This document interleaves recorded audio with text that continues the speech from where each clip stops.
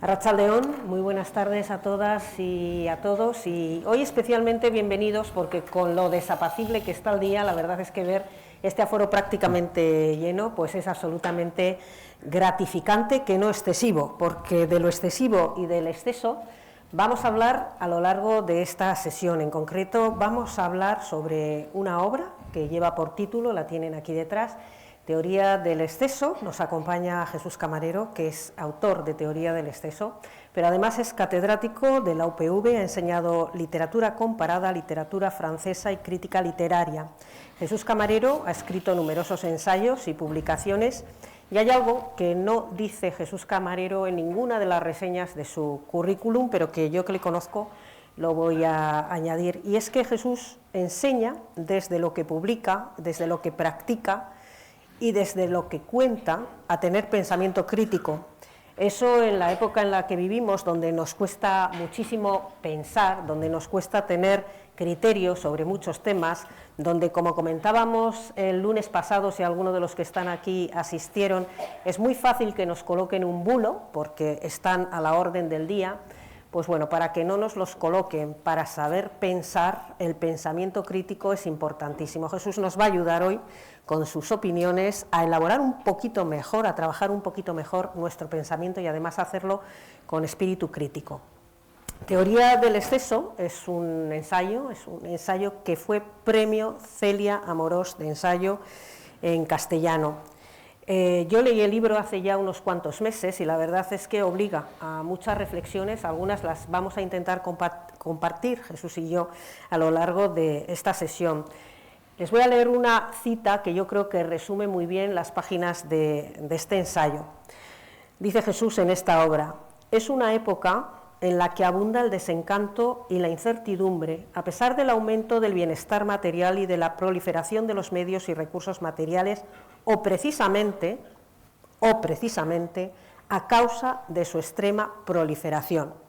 Jesús, no sé si compartes conmigo que esto puede ser, un pequeño resumen, no sé hasta qué punto atinado, de lo que pretendes explicar en Teoría del exceso. Sí, buenas tardes a todos, bienvenidos y gracias por asistir en un día tan de mal tiempo, y gracias a Casa de Cultura y Nacional de Cuba por acogernos, como siempre, tan amablemente.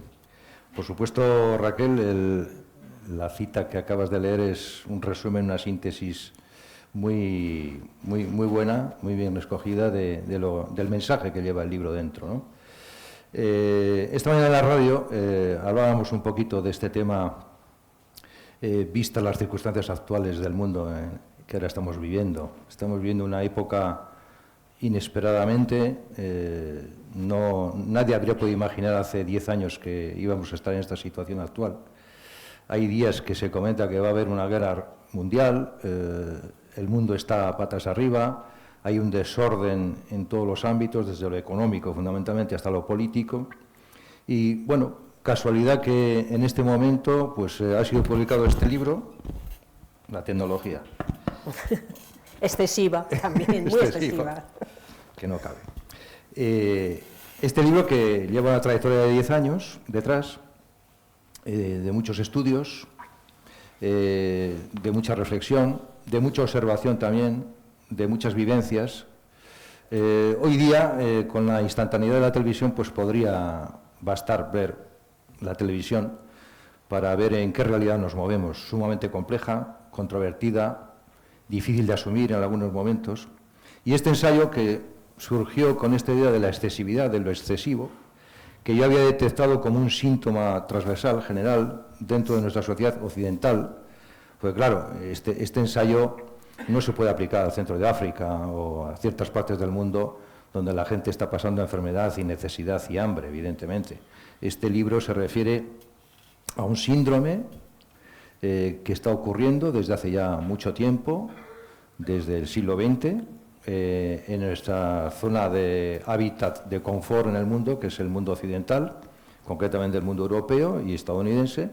Y entonces ahí, para aquellos que quieran leer el libro y se metan en sus múltiples páginas, con una densidad y también con una tranquilidad, hay que leerlo, con cierta capacidad de reflexión, pues se van a dar cuenta de que son muchos los detalles de lo excesivo que inundan nuestra vida cotidiana, desde lo individual y lo psicológico hasta lo social, lo económico y lo político. O sea que la proliferación, la acumulación, todo esto, luego vamos a hablar seguro un poco sobre la historia también, para que se entienda de dónde viene este problema, es la clave de comprensión del ensayo. Sí.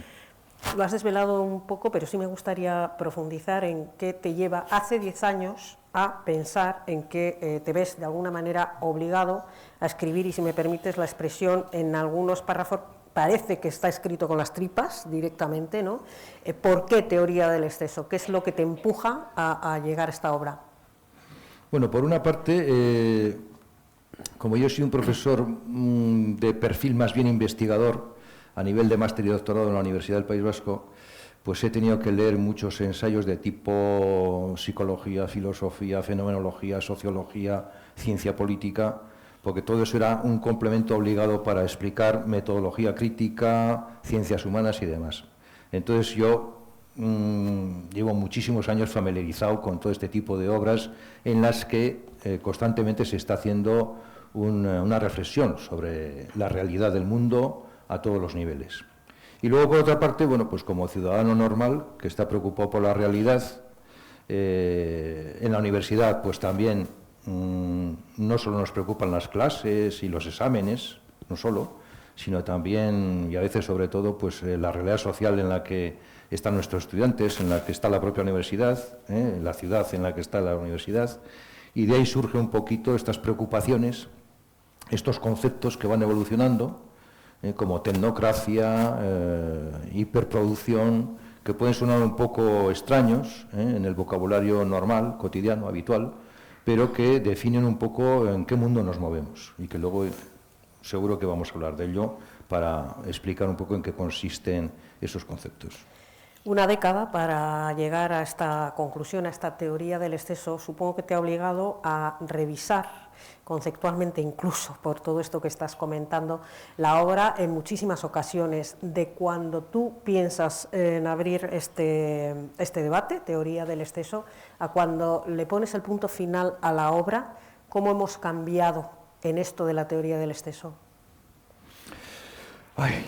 Si yo tuviera que terminar el libro ahora, y no estuviera terminado hace ya 2 años, posiblemente mi conclusión sería distinta. Porque evidentemente está claro que la situación que tenemos ahora respecto a hace 2 años ha evolucionado mucho. Todos los aquí presentes estarán de acuerdo en que nuestro mundo ha evolucionado de una manera y no a mejor, precisamente. Y entonces quizá mi conclusión no habría sido tan optimista. Yo en cada capítulo, son 23, doy una solución al problema que se plantea. Si es el problema de la velocidad, se da una solución. Si es el problema de la información, se da una solución. Luego podemos hablar un poco también de cada problema de estos tan importantes: la educación, la información, la velocidad, la producción industrial, en fin. Y luego se da, al final, una síntesis final, una sinopsis de una solución integral. Para mí, hace 2 años, la solución integral, la solución global, consistía en lo siguiente. No hay ningún Estado, ningún imperio, no voy a dar nombres, pero todo el mundo se imagina de a quién nos estamos refiriendo, que sea capaz de imponer por sí mismo una realidad, una verdad a todo el mundo. Eso es imposible. Como decía, creo que Benjamin Franklin, se puede engañar a uno todos los días, a unos cuantos bastantes días, pero a todo el mundo todos los días no se le puede engañar. Y esto va a caer. Pero, claro, cuando yo terminé este libro, la situación era un poco diferente, y yo pensaba que, visto que nadie puede imponer un dogma, una verdad a la gente, la solución a los problemas de la gente, a los problemas del mundo, tiene que venir por vía individual. Yo eso en el libro al final le llamo una revolución personal. Una revolución personal consistiría en que cada uno de nosotros, todos y cada uno de nosotros, tiene que asumir una responsabilidad para hacer frente a los problemas a los que estamos enfrentados. Y solo de esta manera, si cada persona, cada individuo es capaz de hacer su propia revolución personal y poner su granito de arena, entonces se podrá avanzar en el proceso de resolución de los problemas. Las medidas que por muchos gobiernos a nivel mundial se han impuesto sobre consumo, sobre reducción de gases, no funciona. No funciona. Aquí seguimos haciendo la vida de siempre. No hemos cambiado. Quizá hay más coches eléctricos o híbridos que antes. Puede ser, sí. Pero realmente en el cómputo global eso es prácticamente insignificante. Porque China ahora mismo está produciendo y contaminando 1000 veces más que hace 10 años. No solo no avanzamos, aunque nosotros hagamos aquí un esfuerzo comprando un coche híbrido, es que se está contaminando con carbón mucho más que antes.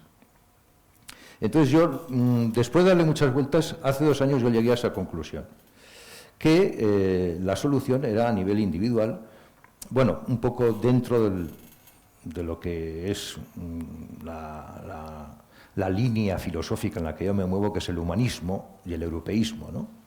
Y entonces yo pensaba que efectivamente el ser humano por sí solo, cada individuo, tendría que hacer esa revolución personal para de esa manera poder avanzar, sumando todas las voluntades hacia un progreso global. Hoy día, no sé si sería capaz de acabar este libro. Tú te quedaste hace 2 años en aquello de mucha gente pequeña, en lugares pequeños, haciendo cosas pequeñas, puede cambiar el mundo, y ahora tendrías que meterle un anexo que a lo mejor puede titularse Donald Trump.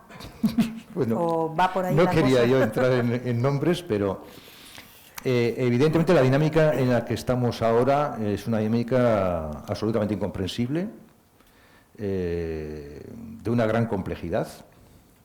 De hecho, uno puede estar viendo el telediario en su casa y se queda estupefacto ante la posición, por ejemplo, de nuestros líderes europeos. España es un país muy europeísta, el País Vasco es muy europeísta, somos Europa, desde siempre somos fundadores de Europa, y lo que no se entiende es, por ejemplo, la inacción, la pasividad, la indolencia, la indiferencia de nuestro gobierno europeo. Yo, por ejemplo, que soy muy europeísta porque soy humanista grecolatino, renacentista e ilustrado del 18, porque he tenido esa formación, considero que la situación tiene que ser muy grave para que nuestros responsables políticos de alto nivel europeo se queden estupefactos ante las decisiones de una persona que no tiene formación, no tiene sentido común, y lleva una política de destrucción total de su propio país y posiblemente de muchos países más de todo el mundo. Vamos a intentar definir un poco en ese momento excesivo en el que nos encontramos, ya que lo podemos atribuir, ¿no? Has hablado ya de algunas cosas, como la velocidad, la hiperproducción, el consumo excesivo. ¿En qué la tecnocracia? Vamos a ver, ¿qué es lo que puede tildarse de excesivo y convertirlo todo en una teoría del exceso? Bueno, voy a hacer una acotación histórica y se va a entender muy bien. En el siglo XVIII, y el País Vasco estuvo en esa modernidad del siglo XVIII, las corrientes ilustradas que venían de Europa, y el País Vasco estuvo conectado, luego España, con un poquito más de retraso, también estuvo conectada, pero con menos intensidad.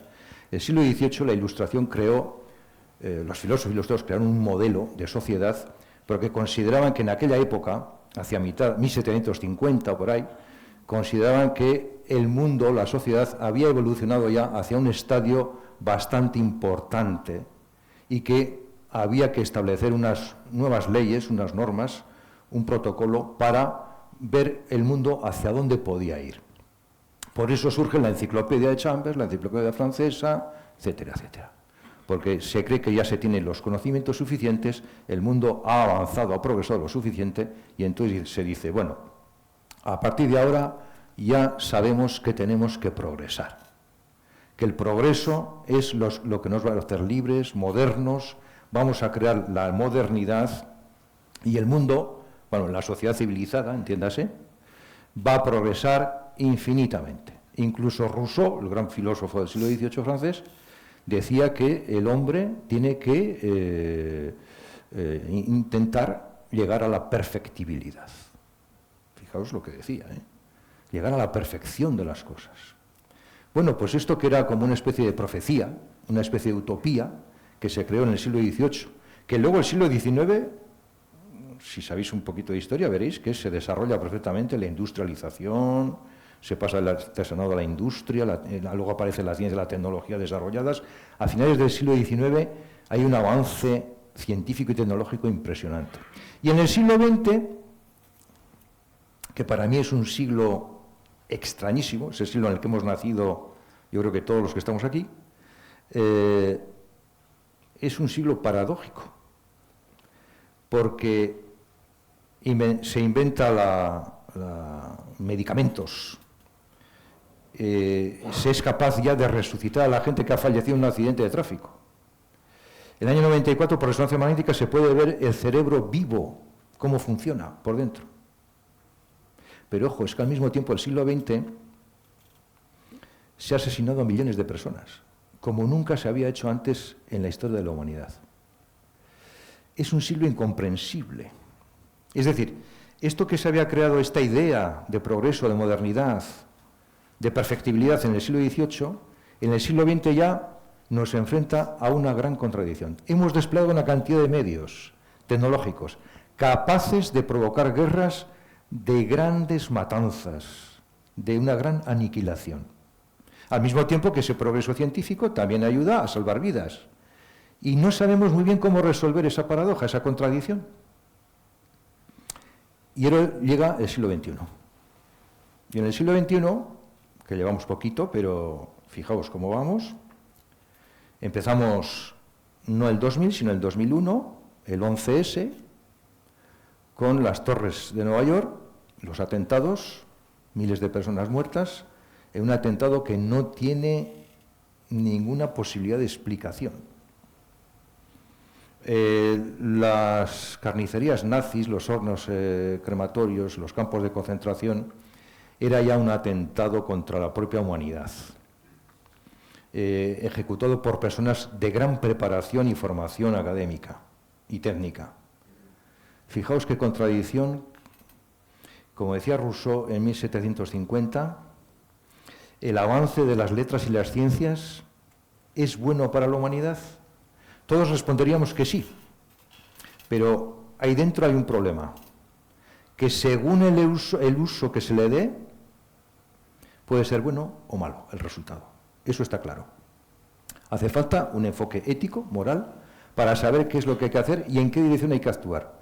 El exceso es esa línea que sobrepasa el límite y que nos saca de la racionalidad, del equilibrio, de las cosas adecuadas para los bienes y para la bondad y el bien común y el interés general, y produce una situación anómala, patológica, perjudicial para la sociedad y para los individuos.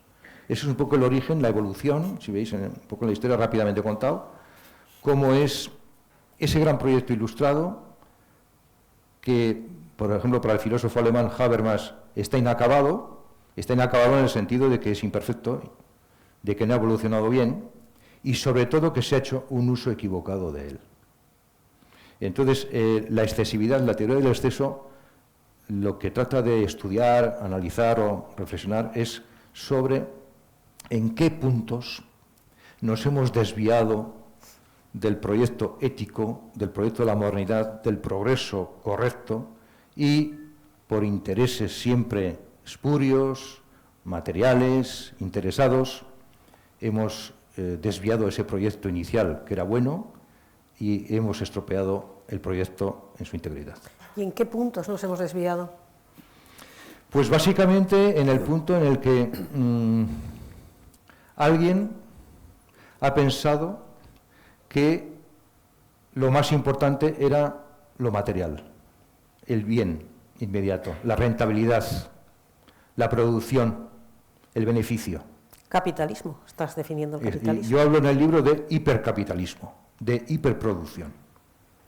En este momento en Occidente se están generando más bienes de los que necesitamos. Yo tengo más jerseys de los que necesito, lo reconozco. Por ejemplo, es un ejemplo. Es verdad, ¿eh? A veces pregunto, ¿tengo 6 o 7? Con 3 o 4 me valdría. ¿Para qué tengo más? Pero necesitamos, como decimos esta mañana en la radio, necesitamos consumir por consumir. No nos conformamos con lo que tenemos. Como dice Erich Fromm, hay una obra que se titula Del tener al ser, nos hemos centrado en el tener y hemos olvidado ser. Claro, esto, dicho así, parece un enigma, una entelequia, ¿no? Y dice, joder, claro, tenemos que reflexionar más, tenemos que pararnos más, tenemos que decrecer más. No podemos seguir comiéndonos planeta y medio o 2 planetas que no tenemos, porque solo tenemos uno. Hablo de Occidente, ¿eh? Los pobrecitos habitantes del centro de África, si oyeran esto, se enfadarían mucho conmigo, porque no tienen para comer y no tienen medicinas, no tienen nada.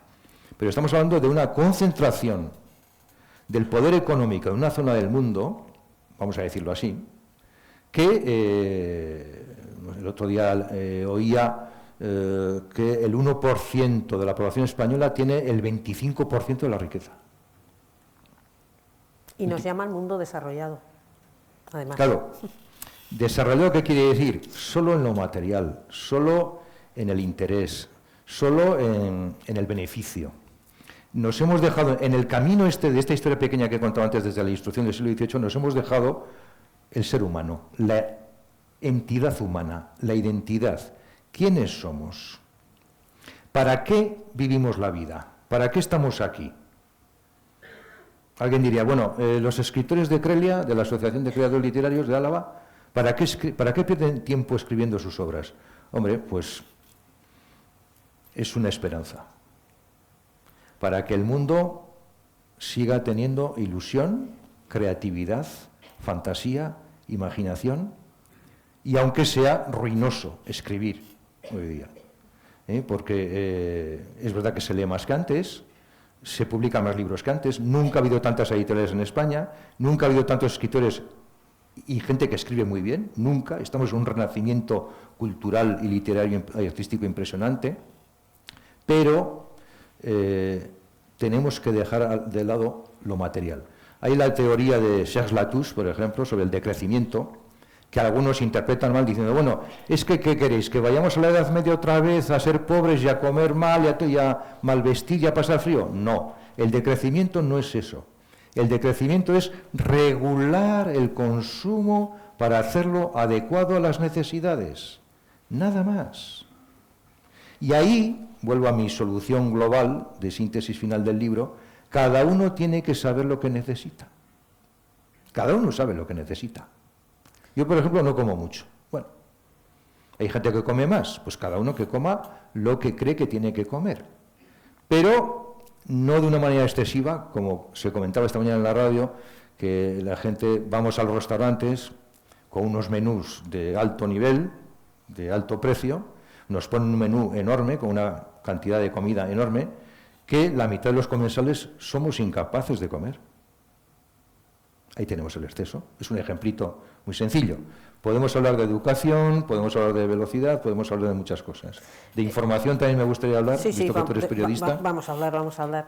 Jesús, para llegar a esa conclusión final esperanzadora, que ahora ya no la escribiría, no tienes tan claro, eso es, para llegar a esa revolución personal, o a esa rebelión personal e individual de cada uno de nosotros, intentar frenar esta teoría del exceso, hay que ser conscientes de que estamos sumergidos en un mundo con estas características al que contribuimos. ¿Hasta qué punto percibes tú que somos o no conscientes de esto? Este es un gran problema. Normalmente nosotros, como venimos todos de un proceso histórico que es nuestra propia vida y luego el mundo, la sociedad en la que vivimos, pues a veces no somos conscientes. Hemos vivido siempre aquí, de esta manera, y nos parece que esto es lo normal.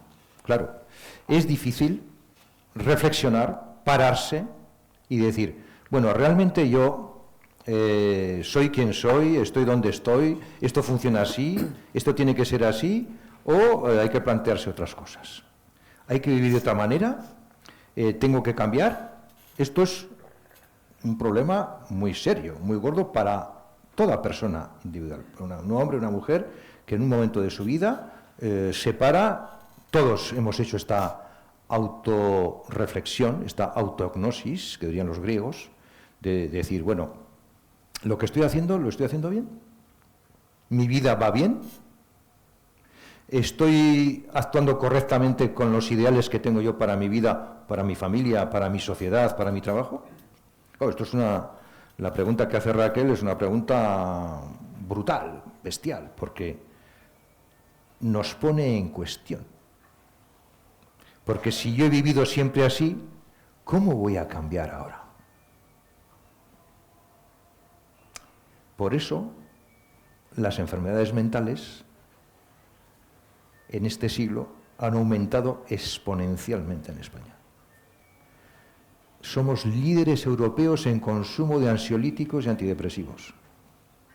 Y diréis, ¿esto tiene relación con el exceso? Claro, porque no somos capaces de enfrentarnos a nosotros mismos, a nuestro propio interior, para hacer esa reflexión sobre nuestra identidad y nuestro comportamiento y encontrar la verdad que puede resultar incómoda, pero que tenemos que asumir.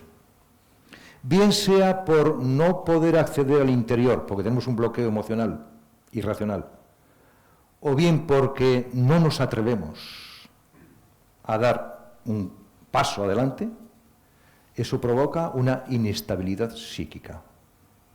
Por eso hay tantos problemas en nuestra sociedad. Me refiero a problemas de comportamiento, de actitud, que vemos todos los días, en todas las esferas, incluso en las esferas más elevadas de la universidad, de las asociaciones de escritores.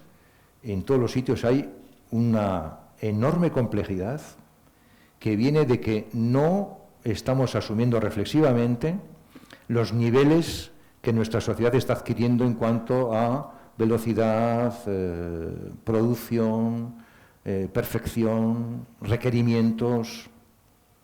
Ahora, para hacer cualquier cosa se necesita, te piden muchas cosas, tienes que dar muchas cosas. Por eso el filósofo coreano-alemán, Byung-Chul Han dice, ahora ya nos explotamos nosotros mismos. Es una frase bestial. Antes, los que somos más jóvenes hemos conocido la época del marxismo, el comunismo, la época revolucionaria, la transición política y demás. Era muy común admitir, todo el mundo está de acuerdo, que la clase trabajadora está explotada, ¿verdad? Esto lo hemos oído todo, estamos explotados. Los alumnos de la universidad se quejan porque están explotados, porque les mandan muchos trabajos los profesores, fijaos. Ahora ya nos explotamos nosotros mismos. Estamos tan metidos dentro del sistema de funcionamiento de esta sociedad, de progreso, de modernidad, tan hipermoderna, tan avanzada, tan veloz, tan productiva, que es muy difícil reaccionar dentro y decir, bueno, me voy a parar. Es muy difícil pararse, ¿eh? Muy difícil. Cuando tienes cierta edad, como muchos de los que estamos aquí, uno se da cuenta de que hacer ese ejercicio es muy, muy difícil. No digamos ya la gente más joven, sobre todo los jóvenes, y no digamos ya los adolescentes, que están en una fase en la que pues esto les resulta prácticamente imposible. Pues mira, yo ahí voy a discrepar y quería hablar precisamente también de nuestro relevo generacional. Creo que hay un poco de todo, pero yo cuando menos en el entorno en el que me muevo, con gente, cuando me toca estar con gente joven, creo que hay una conciencia mucho más clara de la que podemos tener nosotros respecto a estos temas. Y pongo un ejemplo concreto y luego, si te parece, lo debatimos o nos das tu opinión, ¿no?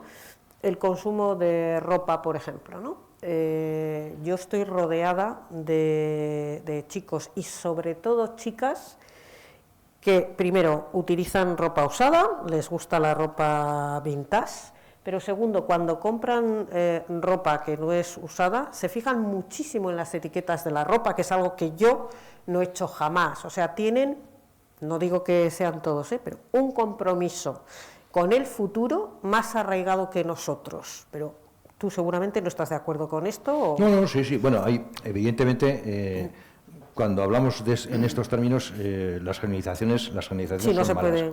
puede. Estamos hablando, yo cuando hablo de, por ejemplo, el exceso de producción, el exceso de consumo, me refiero a esas tiendas cuya ropa está fabricada en China o en México o en India, que cuestan 3 euros, 4 euros, 5 euros, y que la gente se compra constantemente. Cada mes renueva la ropa, ¿no?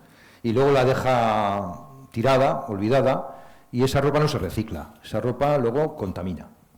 Se ha contaminado mucho, se ha consumido mucha agua para producir esa ropa, y luego esa ropa, como detrito, pues contamina mucho. Esto que comentas, Raquel, me parece muy bien. Es decir, evidentemente hay una parte de la sociedad que ha adquirido conciencia del problema y que está reaccionando correctamente. Eso nos da un margen de esperanza, nos da una puerta abierta a la esperanza para pensar que no toda la sociedad, pero es evidente que en Vitoria hay calles enteras llenas de tiendas, todas iguales así. Y ese es el fenómeno que a mí me ha chocado, me ha llamado la atención y me ha hecho reflexionar sobre qué está pasando aquí, ¿no? Cuando antes, yo me acuerdo que nuestra generación de los años 50, 60 del siglo pasado, teníamos un jersey, teníamos un pantalón y luego teníamos otra cosa para los domingos.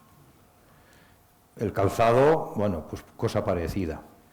No existía el consumo, existía el vestirse, el ir vestido, correctamente además, y limpio, pero no existía el concepto de consumo. Claro, para algunos, los que son partidarios de esa teoría de practicar el exceso, pues esto no es la sociedad moderna que da beneficios y que produce y que hace ricos a la gente. Esto, claro, lo que quieren es vender, producir y, si es preciso, pues sobrepasar todavía más los límites, porque en esto no hay límites. Pero bueno, en nuestra sociedad avanzada, evidentemente, hay muchos grupos de personas que son conscientes de esto, incluso algunos muy radicales que por ejemplo, los partidarios del crecimiento, que son partidarios de que aquí se tomen medidas muy drásticas, que si habláramos de algunas de ellas, por ejemplo, restringir el tráfico, limitar los vuelos de aviones,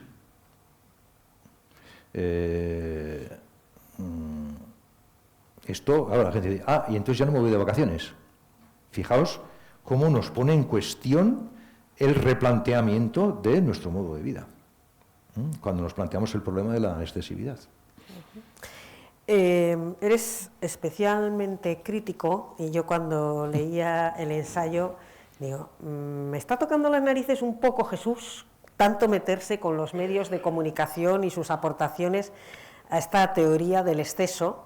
Entiendo perfectamente el argumentario y el razonamiento que ahora nos explicarás, pero una tiene la sensación de que acabamos siempre matando al mensajero, Jesús. Bueno, es que el problema que tenemos con la información y la comunicación es uno de los temas claves de la teoría del exceso. A ver, las tecnologías que el siglo XX ha sido capaz de desarrollar, con la informática sobre todo, nos han llevado en el siglo XXI a disponer de unos sistemas de comunicación e información de unas dimensiones espectaculares. Cualquier niño con un móvil ahora mismo puede acceder a todo tipo de información y comunicación a nivel planetario. Fijaos lo que estoy diciendo, Si lo comparamos con la época de hace 65 años, cuando yo era un niño, que yo era el encargado de escribir las cartas de la familia en casa, una carta cada 10 días, si llegaba, que a veces se perdía el correo, no había casi teléfono, vino muy tarde después, en los 70, fijaos el cambio que se ha producido. Entonces, ¿qué pasa? El problema de gestión y administración de las redes de comunicación e información es algo extremadamente delicado. Extremadamente delicado. En Francia, por ejemplo, creo que ayer o hoy se ha decidido prohibir las redes sociales a los menores de 15 años. En Australia creo que han sido todavía más radicales. ¿Por qué? Porque se han dado cuenta de que el uso intensivo de tecnología por parte de personas menores, personas que todavía no son maduras, que no están formadas, puede producir perjuicios incluso a nivel cognitivo y mental. Para que se tranquilice Raquel, porque yo no estoy en contra al contrario, de la información, yo lo que digo en el libro es lo siguiente, y es un artículo que se publicó en El Correo hace un año o dos. Una cosa es la información y otra cosa es el conocimiento. Lo digo porque a veces se confunde. En la universidad, el profesor pide un trabajo a los alumnos, por ejemplo, un trabajo del nivel de un trabajo fin de grado, TFG, que es el que culmina la carrera de grado de 4 años. El tribunal examina al alumno y la única constatación que el tribunal hace para que el alumno apruebe ese trabajo, ¿sabéis cuál es? Que ha documentado correctamente el tema del trabajo. Esta es una de las causas de mi decepción con mi trabajo, con mi profesión durante 40 años. Un trabajo en la universidad no puede ser eso. Porque hoy día, el alumno que es el más inteligente siempre de la clase, lo que hace es ir al ordenador, ChatGPT, tema, y en unos minutos tiene el trabajo hecho. ¿Qué ha ocurrido ahí? La información está disponible a nivel universal, como hemos dicho, a nivel planetario. La IA dispone de una cantidad de información tremenda. Yo no sé si este libro está ya en la IA, es posible que sí. Entonces, todo el mundo que puede acceder ahí, coge esa información, que es inmensa, y sin gestionarla, sin saberla administrar, la utiliza. Esto es una perversión total. Hablo casi más como profesor. La clase, la educación, la formación, el estudio, está hecho para que las cosas sean explicadas por el profesor y comprendidas por los alumnos. Los alumnos, para avanzar, tienen que comprender. Y el profesor tiene que ser capaz de explicar, pero explicar bien, para que esa comprensión sea profunda. Cuando ahora en el sistema Bolonia, que es el nuevo sistema universitario desde hace unos años, todo se pauta o se califica o se regula por trabajos ordenados a lo largo del curso, ¿qué ocurre?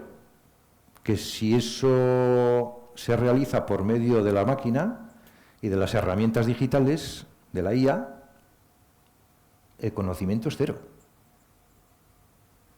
El conocimiento es cero. El alumno no ha hecho nada, no ha elaborado nada. Simplemente se ha bajado de Internet una información que es posible que ni él mismo comprenda. A mí me ha ocurrido, estando en algún tribunal de la universidad, que hay un alumno en un trabajo que ha puesto una serie de frases, digo, estas frases son típicas de un catedrático de universidad alemán o francés. Se le pregunta al alumno, oye, esta frase es una definición perfecta del tema que estás trabajando. ¿Nos podrías ampliar un poco más en qué consiste el contenido? Hundimiento total. Es la crisis del conocimiento, la anulación del conocimiento. Y yo lo que digo es lo siguiente: la información buena, la que generan los periodistas buenos, con pensamiento crítico, con buena documentación, contrastando los datos, las noticias, ese trabajo inmenso de los periodistas, eso es fundamental para que, leyendo un periódico, como hacían nuestros padres que leían el periódico todos los días, tenga una información y tenga un conocimiento de las cosas. Pero ese exceso de información aportado por las máquinas y mal utilizado, con un mal uso, produce el efecto contrario del conocimiento, que es el desconocimiento y aún más. Hay un señor italiano que se llama Roberto Casati, que ha escrito un libro sobre... Él es experto en escritura cognitiva. Y ha escrito un libro en el que demuestra científicamente que el abuso de las pantallas, bueno, ahora en clase en la universidad yo me jubilé ya, con todos los alumnos, en vez de mirarme a mí y dialogar conmigo y preguntarme, están con el ordenador. A veces no exactamente en el texto que se está trabajando, porque te paseas por la clase y ves cosas. Entonces, ¿A qué nivel hemos llegado en el tema de la educación, del aprendizaje, del uso de la información? A una perversión total. Entonces, el alumno o la persona que está en la pantalla y que no crea conocimiento porque no está reflexionando sobre lo que está leyendo, no está comprendiendo los datos que tiene delante, no está atento a las explicaciones del profesor o lo que sea, esa persona no solo no construye conocimiento, sino que además está desactivando, según Casati, está desactivando sus circuitos cognitivos cerebrales. De tal modo que él llega a una conclusión bastante preocupante, alarmante. Se cita en el libro, se habla de eso, se explica. Todo lo que se dice en el libro está muy explicado, o sea que no hay problema para comprenderlo. Y es que estamos construyendo personas que, lejos de no adquirir el conocimiento que estaba previsto, pues además están desconectándose de la capacidad de obtener conocimiento.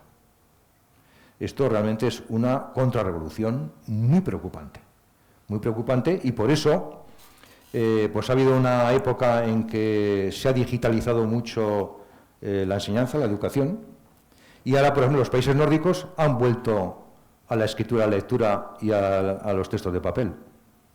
¿Por qué? Porque según Roberto Casati, en la escritura y la escritura sobre todo tiene un poder de resignificación, de darle contenido mental, cognitivo, a lo que estás escribiendo, a lo que estás leyendo, ¿no? Y eso es fundamental. Se puede considerar por algunos que la escritura y la lectura es una cosa ya obsoleta. ¿Cuántos alumnos he oído? ¿Cuántas personas, incluso profesores, he oído? Se va, los libros ya, ¿para qué? No. No podemos abandonar los libros. Si dejamos de leer, de tocar los libros, estamos desaprendiendo el conocimiento. Porque cuando estamos en una reunión de amigos y surge una discusión sobre un tema y surge un dato de lo que sea, inmediatamente, en medio segundo, ya hay alguien que ha cogido el móvil para buscarlo. Yo suelo decir a los amigos, no busques nada. No, si ya está en Internet. El problema es que está en Internet, pero no está en nuestras mentes, en nuestros cerebros. Y las cosas tienen que estar en nuestros cerebros. No podemos dejar nuestros cerebros vacíos de información y sobre todo de conocimiento, porque entonces dejaremos de ser humanos y personas.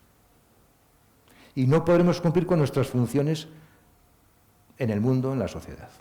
No me quiero alargar más porque... Y todo esto por preguntarte por nuestro papel, el de los periodistas. Vaya el chorreo que... para tu tranquilidad, Jesús, en esto de la inteligencia artificial, igual a ti ya no te toca, pero que sepas que ya hay aplicaciones que determinan cuando un alumno ha hecho un trabajo con inteligencia artificial. O sea sí, que... tenemos el Turnitin, famoso en la universidad, que detecta esto. Oye, yo quiero terminar ya con una pregunta antes de ceder los trastos a toda la gente que está aquí, que seguro que tiene ganas de preguntarte cosas, preguntándote por el papel que la ética y los valores tiene en todo este conglomerado. Bueno, otro tema fundamental. Antes estamos en una sociedad en la que había un tipo de funcionamiento diferente.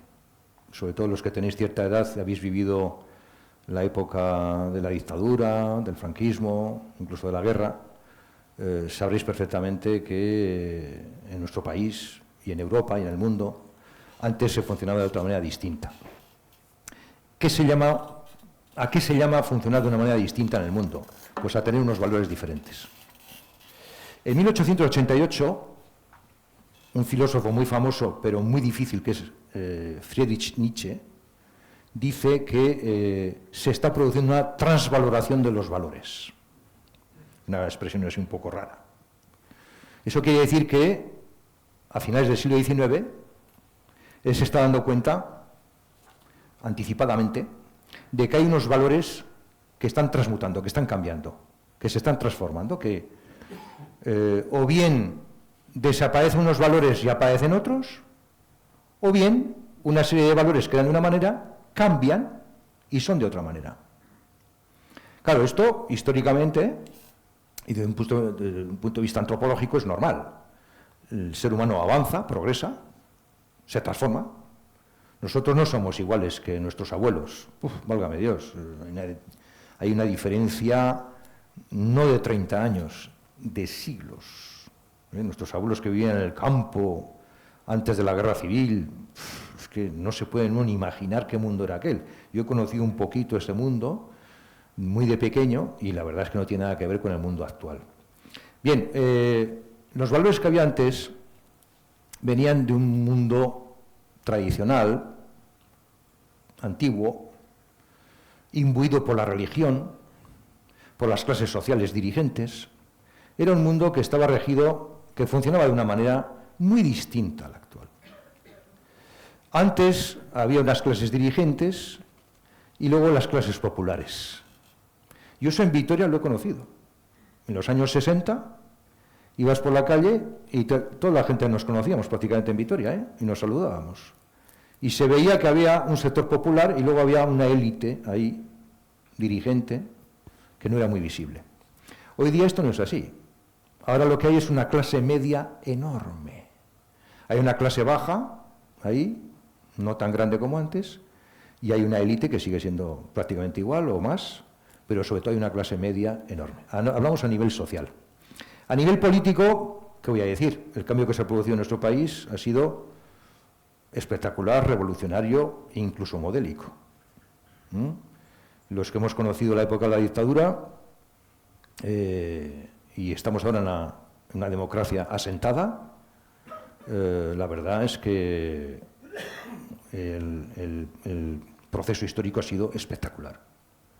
Por eso nos da tanto miedo que se produzca una involución, porque mucha gente, la mayoría, no podría soportar la vuelta atrás en algunos valores. Me refiero a valores como, por ejemplo, la libertad, la democracia, la transversalidad, la autonomía, la representación. Fijaos qué valores, ¿eh? No solo, por supuesto, la vida, el valor principal, la justicia, la verdad. Esos valores, si hablamos, por ejemplo, de la verdad, es un valor que se ha transmutado totalmente. ¿Qué es lo que está ocurriendo actualmente? Que nuestra sociedad está impregnada de bulos, de fake news, de mentiras, pronunciadas por todo tipo de personas, no solo por gente en un bar tomando una caña, al más alto nivel. Es algo espectacular y vergonzoso. La justicia, bueno, llevamos unos meses en España, unos años, en los que hay muchas preguntas sobre cómo funciona la justicia, si está bien, si está mal, y esto así, y esto no, por qué esto así, y esto de otra manera. Incluso la democracia. La democracia no es la misma en los años 70-80, cuando nos dijeron que éramos libres y no sabíamos qué hacer. Yo en el 76 entré a la universidad y nos dijeron, bueno, ahora ya hay libertad en España. ¿Os acordáis? Libertad, libertad, aquella canción de aquella época del inicio de la transición. Pero si no sabíamos cómo usar la libertad, nadie nos había enseñado. Era un valor nuevo para nosotros, aunque en el resto del mundo lo tenían, nosotros no lo teníamos. Pero fijaos, ese valor de la libertad o la democracia ahora se está poniendo en cuestión, de alguna manera, de algún modo, en algunos sectores. Y eso nos pone en una situación de preocupación constante, porque los valores son invisibles, pero están muy presentes y dirigen nuestra sociedad y nuestra vida, porque sin valores no podemos funcionar. Y además esos valores tienen que ser adecuados, correctos, bien planteados, porque si no se plantean bien, yo a veces oigo discursos políticos en la tele que me dejan extremadamente preocupado.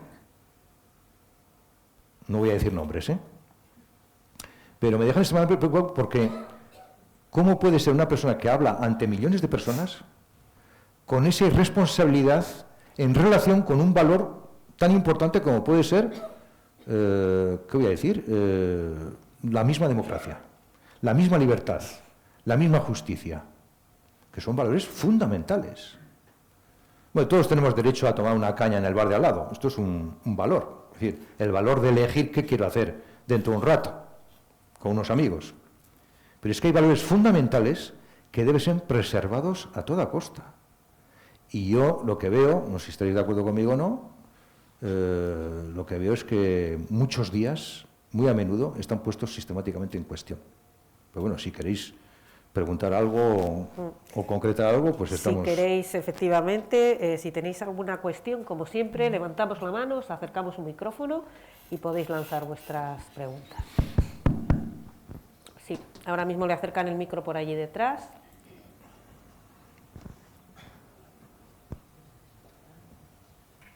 Ahí detrás... Al fondo.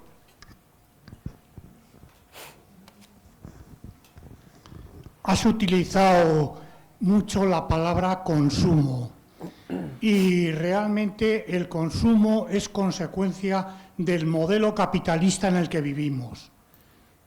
Si no consumimos, no sé qué futuro nos esperaría.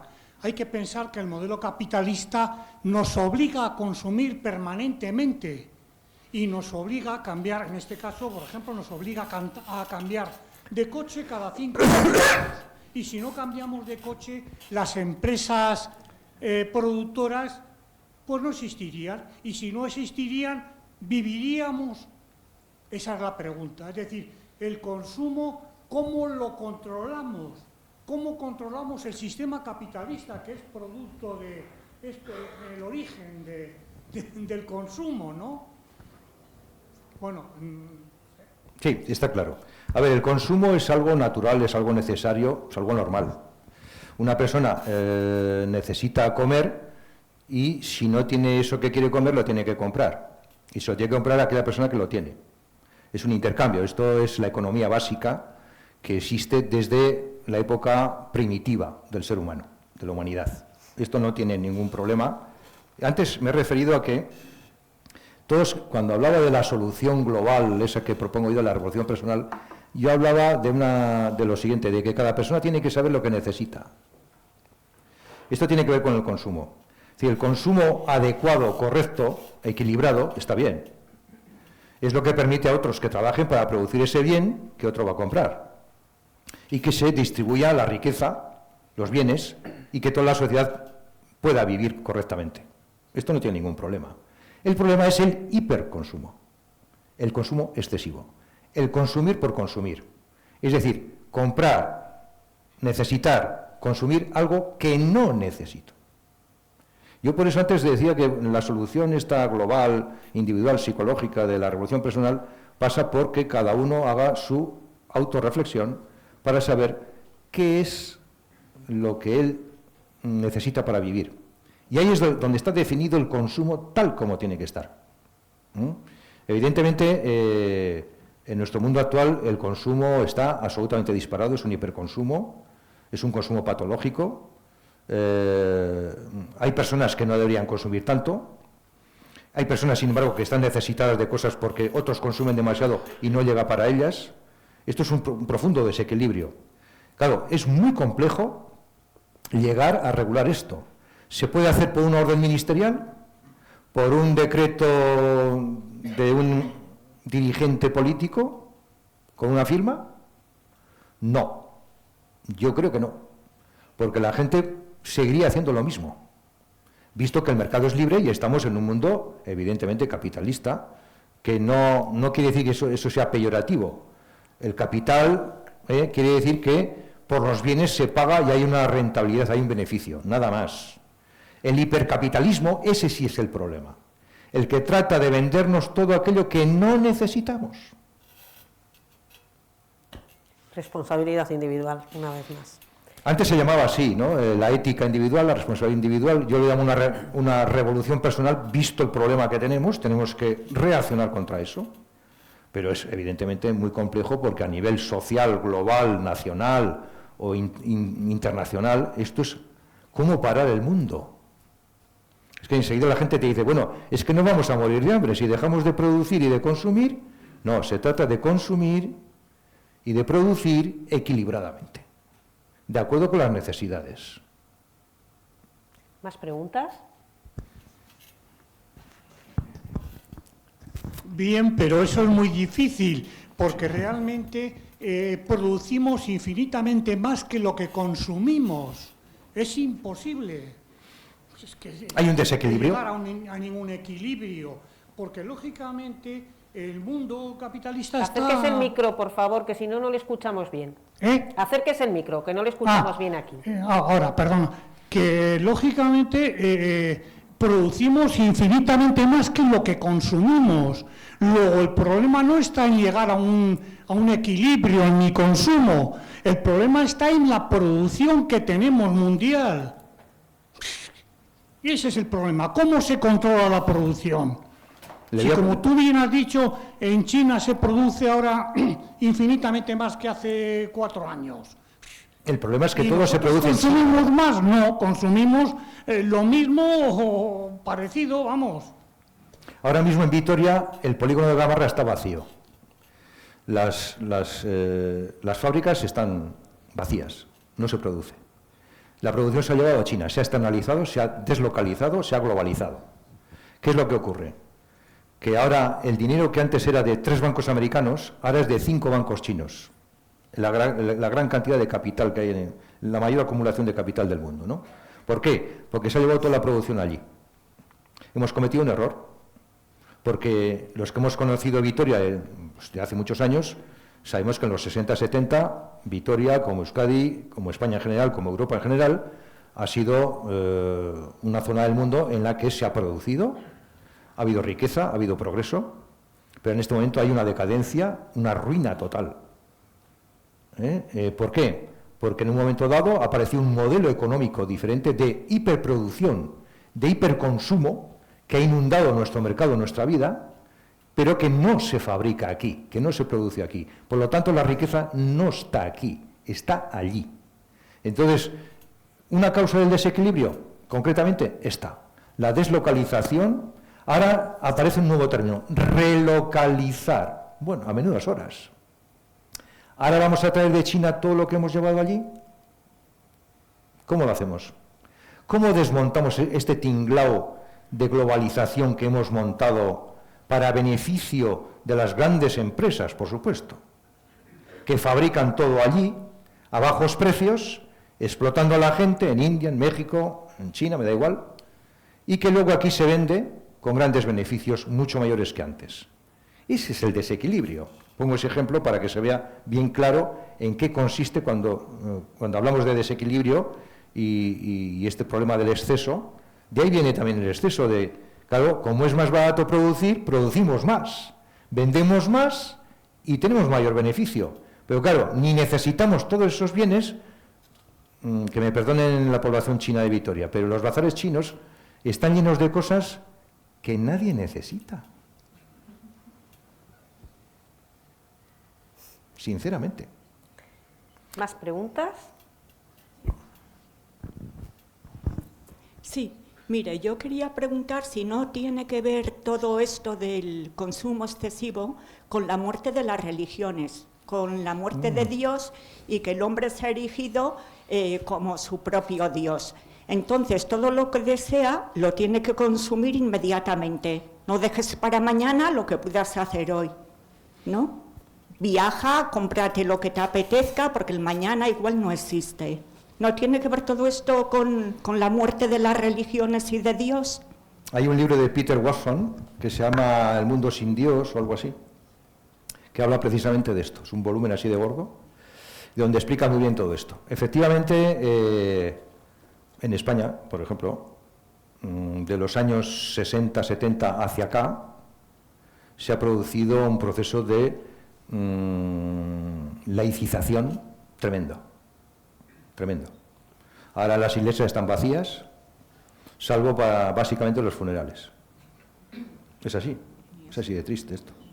Entonces, estamos en una sociedad laica, definida así además políticamente, por nuestro sistema constitucional, y entonces la gente, el primer capítulo del libro se llama Del no creer al no pensar. Va por la pregunta que me está haciendo. Y en ese capítulo se explica cómo hemos pasado de la pérdida de las creencias a la pérdida del pensamiento. Yo vinculo esas dos cosas. Efectivamente, antes estábamos en una sociedad antigua, tradicionalista, religiosa, que era la herencia de siglos y siglos de religión. Yo he vivido en Francia, he conocido Francia, que es laica desde el siglo XVIII, y cuando yo en un pueblo en Francia veía al cura del pueblo, veía a un hombre desarrapado, pobre, muy profundamente cristiano, pero que no tenía para comer. Nuestro país ha seguido ese proceso posteriormente y de una manera muy radical. Y hoy día la religión ya no es el fenómeno social que era en los años 60, 70, incluso 80. Es decir, hemos perdido las creencias religiosas. Eso es una evidencia. También hemos perdido, posteriormente, las creencias ideológicas. Yo me acuerdo cuando era estudiante joven, en los 70, que había una implicación política y social de la gente en los problemas del país. La gente se reunía en un bar y se hablaba de política. Se abría el periódico y se comentaba un artículo. Hoy ya ni se compra el periódico. Y por supuesto se habla de política, pero en unos estándares muy distintos. Ha habido una laicización de la sociedad y una desideologización política de la sociedad. Y esto es porque, evidentemente, hemos avanzado en nuestro nivel de vida material y nuestra vida ha pasado a ser más cómoda y nos hemos, lo voy a decir así, y nos hemos dejado de plantear preguntas. Cuando uno tiene dificultades y problemas, se hace muchas preguntas de cómo puede resolver su situación. Pero cuando tiene la vida muy resuelta, no se hace preguntas casi. Prefiere vivir la vida cómodamente y disfrutar de eso que tiene. Es decir, el avance en el progreso material ha provocado que en el ámbito espiritual e intelectual hayamos dejado cosas en el camino, efectivamente. Lo cual no quiere decir que tengamos que volver a la religión tradicionalista anterior. Sabéis que ahora hay las espiritualidades nuevas, hay gente que está, no es que haya vuelto a... Sí, bueno, hace poco parece que hay unos sectores de la juventud que vuelven al cristianismo radicalizado, el neocristianismo creo que se llama, o cosas así, con grupos musicales y tal, que a mí me parece un poco extraño. Pero bueno, es un fenómeno que está ahí, social, ideológico, de creencias religiosas, bueno, muy respetable, pero yo creo que esos tiempos ya pasaron y efectivamente vivimos en un mundo sin Dios,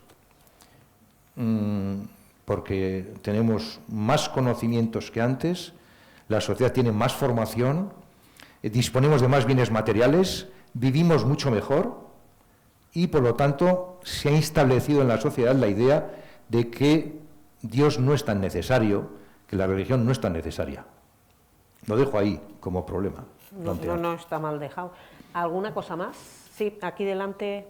Un momentito el micrófono, por favor.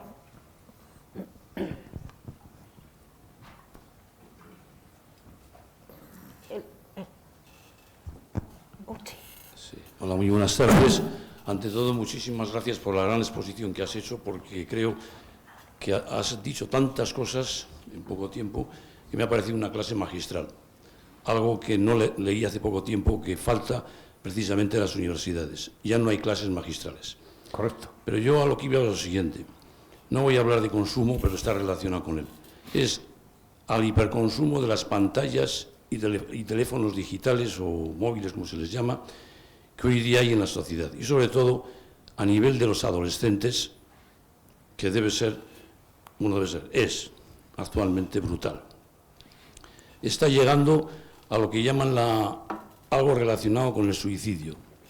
Perdón que tenga que utilizar esta palabra, porque está ocurriendo que los adolescentes, mediante las redes sociales, están creyendo, bueno, debido a las exigencias que tienen en la sociedad moderna, de que no pueden llegar ni que pueden cumplir con los paradigmas y metas que les exige la sociedad, a través de las redes sociales se están verdaderamente aislando y desvinculando y, por lo tanto, desactivando y menos podemos hablar ya de conocimiento. Y entonces llegan ya, no por impulso a esas situaciones, sino por esa situación que hoy día se está dando. Y entonces, en el tema de este consumo, la pregunta es la siguiente. ¿No estamos perdiendo el lenguaje, que es lo más importante que tiene el ser humano para la comunicación, dado que hoy día nosotros mismos, nuestras emociones, nuestros sentimientos, muchas veces mediante esos WhatsApp, comunicamos esas ideas, esas sensaciones o emociones, etcétera, mediante unos cacharritos o dibujitos que se llaman emoticonos. Emoticonos. Y muchísimas gracias. Bueno, pues creo que la lección magistral la has cerrado tú, porque lo que has dicho es altamente interesante. A ver, antes hablábamos de información. Las redes sociales, los sistemas digitales, los dispositivos mal utilizados por un grupo de adolescentes o de niños puede provocar situaciones muy graves, muy graves. Tú has hablado de la palabra suicidio y ha habido casos recientemente y no pocos. Y esto es altamente preocupante porque no se puede tolerar en una sociedad avanzada y moderna como la nuestra que unos instrumentos, unas máquinas, unos dispositivos puedan producir un perjuicio, un daño de ese calibre. Entonces, ¿eso qué solución tiene? Tiene que haber una normativa. Es que no hay otra. La sociedad es muy difícil de gestionar. Somos mucha gente. Y las instituciones son muy complejas. La escuela es muy compleja, el instituto es muy complejo, la universidad es muy compleja. ¿Cómo se regula esto? ¿Cómo se persigue un fundamento adecuado? Por normativa. Y entonces, empezando por las propias familias y continuando por los centros y las instituciones, tiene que haber una regulación normativa del uso de las tecnologías. Eso está clarísimo. Por otra parte, el lenguaje, como soy de formación filológica, pues me has puesto en bandeja el tema del lenguaje, porque claro, todos pensamos que somos capaces de expresarnos, que tenemos el lenguaje para comunicarnos, para escribir, para leer, para hablar, para lo que sea, para transmitir conocimiento. Pero a veces se nos olvida una cosa fundamental, porque no solo hablamos, somos lenguaje. Los seres humanos somos lenguaje. Por eso, en las reuniones de escritores, los escritores son unos seres tan especiales porque son conscientes de que en el lenguaje somos. El hecho de hablar es construir realidades. El hecho de escribir es construir mundos. El hecho de comunicarse por el lenguaje es construir una sociedad, un mundo. No le damos la importancia suficiente al lenguaje. Como hablamos coloquialmente, normalmente, sin dificultad, todos, incluso varias lenguas, mucha gente, aquí en el País Vasco mucha gente es bilingüe, no le damos la importancia suficiente al lenguaje. El lenguaje nos construye. Es un sistema constructor de identidad, de personalidad y de vida. Y tenemos que cuidar mucho, por eso tenemos que cuidar mucho el lenguaje, que es algo que no se cuida nada en los dispositivos y en las redes. ¿Os dais cuenta?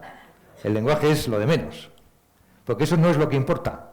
Porque si tuviera importancia el lenguaje, anularía en parte el efecto de los sistemas de los dispositivos. El lenguaje hay que buscarlo, voy a dar dos posibilidades. En el entorno humano más directo, que es los amigos, la familia, la sociedad, ¿no? Dialogar. ¿Os dais cuenta de que falta mucho diálogo en nuestra sociedad? Y luego en los libros, donde el diálogo se hace en diferido, infinitamente, con un montón de gente sabia que ha estado aquí desde hace siglos, que incluso habla de lo que va a pasar después, que sabe más que nadie de ciertas cosas y con los cuales podemos dialogar en un libro. El lenguaje, que es una herramienta tan elemental que tenemos todos, es algo impresionante, porque nos construye a todos. Y tenemos que cuidar esa construcción. Sería un medio para evitar muchas de las patologías que se producen. Los dispositivos no son malos, en principio. En una clase los niños pueden usar el dispositivo para buscar información, para comunicarse lo que sea, correctamente, no para cosas perversas o patológicas. Pero el lenguaje un profesor tiene que ser consciente de que lo fundamental es el lenguaje. Y que con sus alumnos, y en una familia los padres con los hijos, por ejemplo, la comunicación tiene que ser fundamental, porque el lenguaje es el que va a construir todas esas redes que van a ser emocionales, que van a ser sociales e incluso políticas. Terminamos con esta gran... Una pregunta más, la última, cortita. Jesús, por favor, la respuesta. 2. Pues cortas. Breves, por favor. La respuesta corta.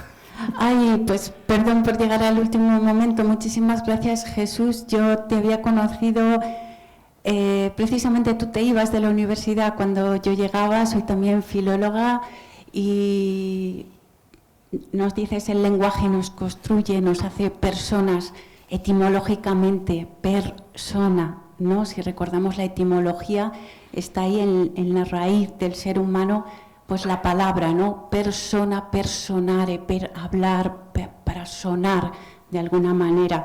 Entonces yo solo quería preguntarte, porque estoy desesperada y veo, pero confío en cosas de las que has dicho, ¿no? Creatividad, ilusión, sueños, frente artístico, frente a toda la barbarie. No me rindo, he renovado mis ánimos dentro y fuera de la universidad y mi pregunta es, yo veo esperanza en el cuerpo, no sé si hablas de ello en el libro, pero puede ser una limitación frente al exceso, encontrarnos con nuestro cuerpo perfectamente limitado frente al todo que se mueve por ahí y empezar a pedirlo en las clases de la universidad, pedir mucha más presencia, mucho más uso del cuerpo en los alumnos, pero también como reflexión a toda la sociedad adulta, porque lo último que te agradezco es que hayas dejado la universidad, pero que estés pues haciendo lo mismo que hacías dentro de ella fuera. Muchas gracias. Pues gracias a ti, y una pena que no hayamos coincidido. Un poco sí. Un poco sí, bueno. A ver, tú hablas un poco de lo presencial. Creo que se ha perdido mucho en todos los ámbitos de la sociedad con la ausencia.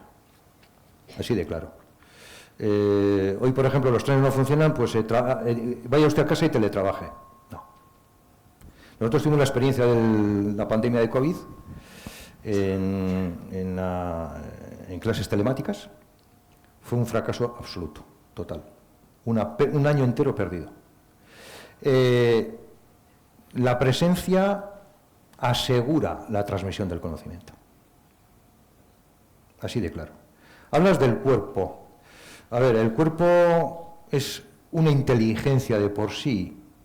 Guarda siempre el principio de homeostasis, de encontrarse bien.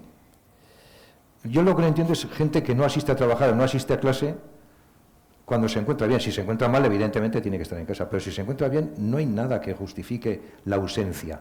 Alguien que no está. Hoy aquí, por ejemplo, nos hemos alegrado mucho de que, a pesar del mal tiempo que hace, haya tanta gente. Esto es un milagro, es un heroísmo. Elegir entre quedarse en casa cómodamente al calor y venir aquí a escuchar una serie de cosas que al principio no se sabía si eran interesantes o no, eso es una elección muy importante. Y se hace con los cuerpos, que os estoy viendo a todos aquí ahora, ¿no? Con la presencia, no con la ausencia. La ausencia es la negación de la vida, de la existencia. Necesitamos la presencia, los cuerpos, lo que se ve.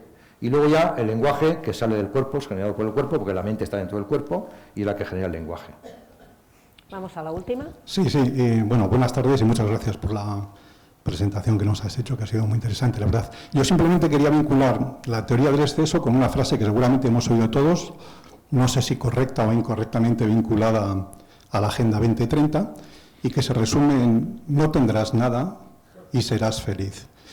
Que de alguna manera, pues no sé si invalida un poco tu conclusión esperanzadora en la revolución individual y va más en la línea de que esa revolución puede que ya esté pensada, simplemente. Bueno, a ver,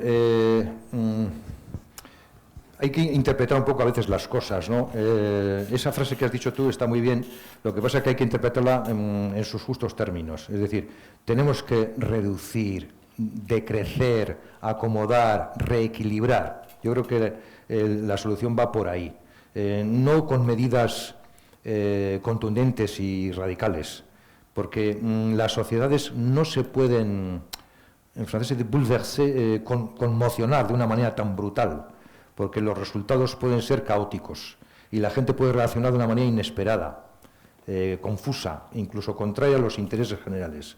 Entonces creo que, yo creo que en Europa se apuesta políticamente, en las altas esferas europeas políticas, por una reacomodación del proceso, del progreso en nuestra sociedad.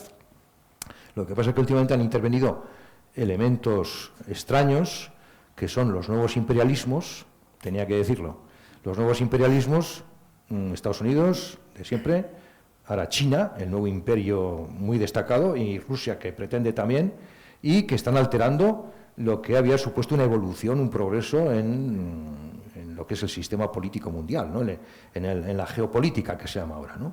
Entonces, esto nos lleva a una situación, como le decía antes a Raquel, en la que yo mi libro no sabría cómo terminarlo hoy día, 2 años después de haberlo terminado, porque es que la situación en la que nos encontramos ahora, yo espero, tengo la confianza y la esperanza de que esto se resuelva correctamente, adecuadamente, de una manera pacífica, y que en cierto modo volvamos a estar como antes, aunque no creo que sea como antes exactamente. Será de otra manera, pero por lo menos que no tengamos este nivel de conflicto, de incertidumbre y de inquietud general. Bueno, voy a intentar cerrar con un resumen, una conclusión que nos deje la puerta al optimismo cuando menos abierta, ¿no? Creo que es importante ese decrecimiento en lo material para ver si podemos crecer en lo humano y conseguimos revertir un poco esa situación desde esa responsabilidad individual a la que estamos apelando desde el principio, ¿no? Teoría del exceso. Este libro no lo tenemos hoy aquí, pero está disponible en todas las librerías o prácticamente todas las librerías de Vitoria. Jesús explica ahí de una manera más amplia, evidentemente, todos estos conceptos y los ubica muy bien temporalmente para saber cómo hemos llegado a este punto por el que yo le he preguntado. Jesús Camarero, muchísimas gracias por acompañarnos, por ayudarnos a reflexionar y por abonar nuestro pensamiento crítico un poquito más, y a ustedes también muchas gracias por acompañarnos en un día, como decíamos antes, desapacible. Feliz semana para todos. Gracias por venir. Muchas gracias.